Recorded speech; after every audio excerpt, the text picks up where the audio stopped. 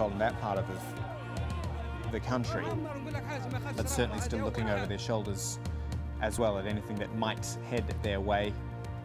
And there's the US ferry, chartered ferry, which has just arrived in Malta to evacuate 300 people from Tripoli. So more now on that defiant Muammar Gaddafi, who appeared before his supporters in Tripoli, telling the crowd, "We will continue to fight, we will defeat them, and we will die on Libyan soil." The leader made it very clear he has no intention of standing down, despite growing dissent within his country. Making new threats against pro-democracy demonstrators, Gaddafi said he was prepared to arm his people to defeat, quote, the enemy.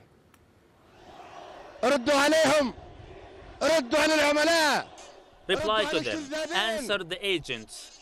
Reply to the liars. Reply to the news agencies, radio and televisions of lies, the mass media of lies. This is no media, it is the media of lies. Reply to them. This is the Libyan people. If I'm not loved by my people, I don't deserve to live. If my people, the Arab and African peoples, and all peoples do not love Muammar al-Gaddafi does not deserve to live only for one day. If I'm not beloved by my people, I cannot deserve to live. You are the people. Be prepared to defend Libya. Be prepared to defend the great river, the oil. Be prepared to defend your pride, independence, dignity, and glory. Reply to them. Let them feel the embarrassment, feel the shame. Let them feel the humiliation. I am among the public, here in Tripoli, the Green Square.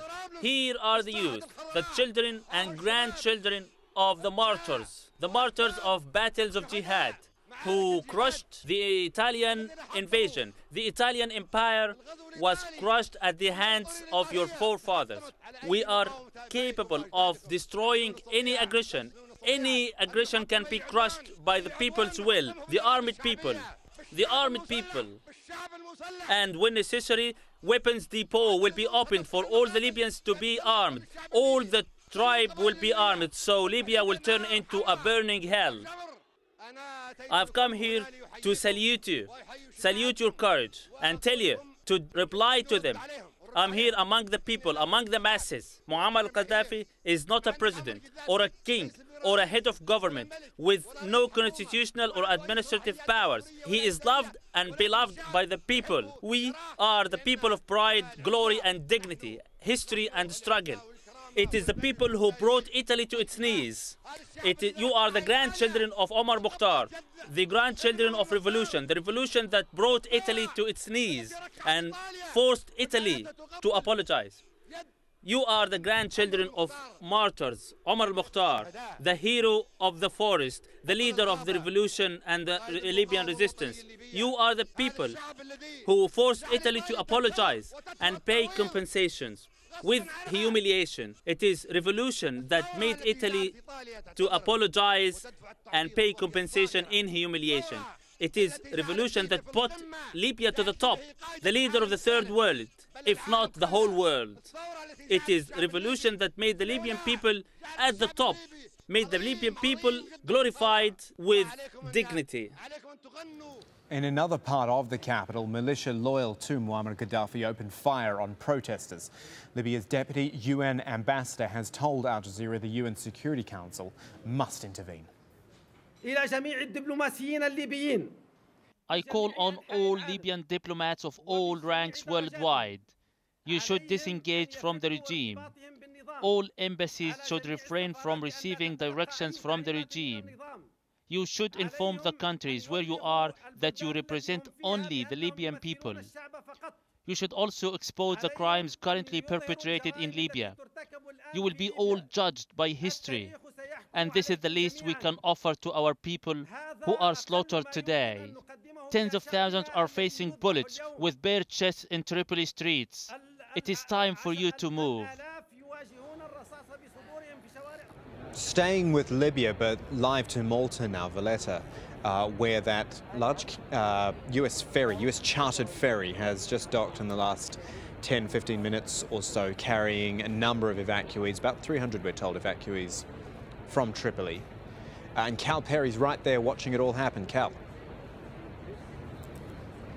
Yeah, what we're seeing is the first of 2 American ships, and I can tell you, Kamal, I think this is a watershed moment for the U.S. administration. This is going to free them, and we heard from Patty Culhane in Washington say, really, this is going to free the Obama administration and give them the ability to do something politically. All these countries have one common problem, which is they have citizens in Libya, and they don't want to act, of course, because that puts their citizens in danger. Now here, I can tell you the concern is becoming one of medical needs for the passengers on board. We've seen stretchers come out. We've seen some motorcycle police that are clearly preparing to rush people off to the hospital. The hospital here in Malta is on high alert, ready to receive those passengers. You have to keep in mind these Americans and other nationalities on these 2 boats were in the port in Tripoli for roughly 48 hours, just locked in the boat, waiting to leave. The conditions were obviously very rough on the voyage from here, an 8-hour trip through very high seas.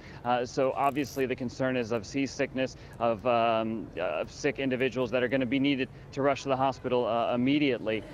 We are going to see this throughout the night. This is the first of 3 or 4 ships that should be arriving before midnight. People desperately trying to get out of Libya, and the governments around the European Union and in the U.S., of course, really looking to get their citizens out, which will then free all the options, as we heard from Patty Culhane. And will that be it once all those ships get through? Have the US managed to say if they've got everyone they need to get out? Well, the U.S. has given clear warnings to everybody that they should leave, immediate evacuations. The embassy has officially shut down in Libya. They've ceased all operations. So the U.S. has given those warnings. First, there was a warrant officer warning people to leave. Then there was mandatory evacuations, and then now the ship. So I think the U.S. now, the State Department is at a point where they can say, we've given fair warning. We've gotten out everybody we need to. The embassy has shut down, and now it becomes really a military story. That's, I think, the direction we're headed in. So that's Cal Perry live in Malta. The vessel you're seeing on screen is a US chartered ferry, one of 4, I think Cal was saying to us, that are headed to Malta from Tripoli, evacuating US citizens. And the focus now, as he said, on the medical side of things, getting injured and sick people off that ferry and into some medical care. Well, White House spokesman Jay Carney has said that the US is suspending operations in Libya for the time being as American citizens are moved out of the country. The State Department has suspended embassy operations in Libya and will temporarily withdraw all embassy employees from Tripoli. A ferry with approximately 200 US citizens left this morning. A charter plane recently took off for Istanbul, Turkey, with remaining embassy personnel and American citizens who had requested evacuation. And then he went on to talk about where the US goes next, the idea of sanctions, working in conjunction with the United Nations Security Council on sanctions and asset freezes. We'll talk to Patty Culhane about that. Patty, what do you make of the way the United States is treading here? Well, I think they've been treading very carefully what they had been saying for days behind the scenes, because let me tell you, here in the U.S., they've been getting a lot of pushback from critics who say that where has President Obama been? We've been watching the stories, seeing the horror of the video that's been snuck out of Libya, and the briefings have gotten fairly hostile, asking Jay Carney, why isn't the United States doing more? Now, publicly, he wouldn't really answer, but privately, they were saying, look, we're very concerned about our diplomats. We think Gaddafi has a history of kidnapping people. We do not want a hostage situation. Presidents have seen how badly that turns out for them in the past. So they were saying, we're trying not to put an emphasis on our people, but eventually they started to, which then critics started saying, well, if you're that worried, why would you ever bring it up publicly before they're up and out of Libya?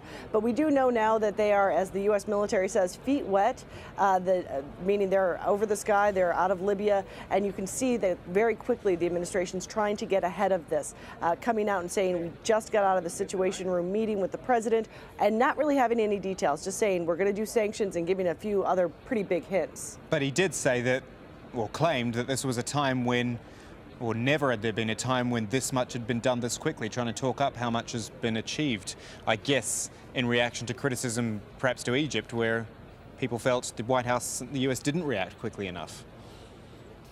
And that's exactly what they're going to say. And what they've been saying is, since this began, look, the president talked about Libya on Friday. In reality, what the president did is at Friday evening, he put out a paper statement, which is basically just a press release, saying that when it comes to Libya, Yemen, and Bahrain, the president is calling for restraint. That's pretty mild in terms of a diplomatic response. It wasn't until this Wednesday where we heard the president come out and speak. And again, he hinted, what I'm waiting for is our diplomats to get out. He said our first priority has to be the Americans. But then, and I mentioned this on Wednesday, what was striking is the president said this violence is unacceptable and it must stop. You do not normally see U.S. presidents make demands like that unless they're prepared to back them up. And again, they're not saying exactly how they're going to back them up. They're saying sanctions. They're hinting at freezing assets. But the bigger hint was that this may not be the last. If the killings continue, we could take other actions. Obviously, the hint there is for military. And of course, Kamal, as you and I were talking about, the intelligence community, I think, is the biggest threat. Also asked in that briefing, Paddy, should Gaddafi go, and compared to the way Nicolas Sarkozy has said Gaddafi should go, Jay Carney said, we've always said that as a matter for the people of Libya to decide. Very much playing a diplomatic line there. We don't decide on regime change. But they're kind of stuck here, truthfully, because all of these protests have happened right back to back to back. There have been a lot of comparison. For example, there was a protest in Iran. The very next day, President Barack Obama came out and harshly criticized the Iranian government on camera. We haven't seen that response. Tunisia, it was almost a month before President Barack Obama uttered a word about it, even on paper. And so they have been facing, especially when it comes to Egypt, fierce criticism. And that's where that line came from. When it came to Egypt, when so many people in the world community were calling for President Mubarak to step down, the President Obama, did not want to take that step about such a key ally. He kept saying, we want to work with the Mubarak government, they should reform. Then he went to orderly transition. Now they like to say that they were always behind the people of Egypt. But that is where that line comes from, because during Egypt, and when people kept saying, why will you not stand up for the protesters, they kept saying, hey, it's not for us to tell anyone in the Middle East or anywhere who their leader should be. The voice you're hearing is Paddy Culhane, our White House correspondent, talking about the press briefing we have heard from the White House. The pictures you are seeing are from Malta, the island of Malta, where that ferry has just docked in the last 20 minutes, half an hour or so. US chartered ferries is what I should say. They are carrying around 300 passengers. Originally, only 285 was supposed to go, but the number rose past 300, in fact, when additional passengers were added. More than half of the people on board are US citizens. The situation right now, most importantly, is trying to get the second injured off that ferry and into medical care. We saw some wider shots earlier of medical staff standing by, ready to go. Cal Perry was telling us about